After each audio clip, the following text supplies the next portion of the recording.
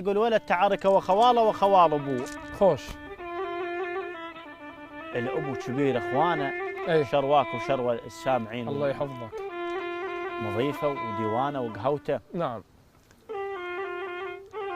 فراد يفزع بعد لخواله. خوش. مفزعت قدامه لاهلها. خوش. صايح ابنه. اي قال لابنه؟ ايش قال له؟ قال له ظل بالبيت يبنوا دونك الديوان، خوال اليوم عندهم سولف الكرخان. اها. واللي يفرض زمره اللو حضر شيطان ومن صغر مشيم ثلثيني. نعم. الولد ايش رد على ابوه؟ خوش. مع شانة علي. قال له ابويا خالك لاقى خال شلون ظل بالبيت، مو زلمه نحسب عن خال لو ظليت. الله الله. بس هالمره ابويا وياك ما هديت، وكل من يفزع ويثلثينه. خوش.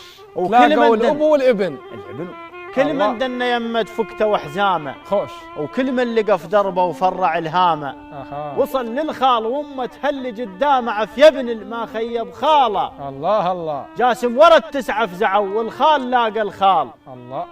وهم اثنينهم وين يصلها صلال. نعم. ابن اختك من يشيمك شاربك بيطال، والتسع شهور لهن حوبه. الله الله الله الله الله. واحد لاقى الاخر واتفق حنه. خوش. ومقبل لاقى ابوه ولا زلف عنه. ايه. وقف ويقول لابوه الخال ما منا سداد بدم الثلثيني. عفيه. يقول له ثلثين الخوال وثلث واحد ليك. خوش.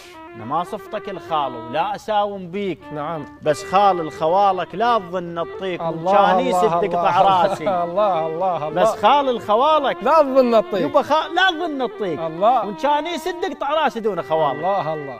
الناس تحيرت بالفزعه خلوها. خوش. والكترين صاح العركه تركوها.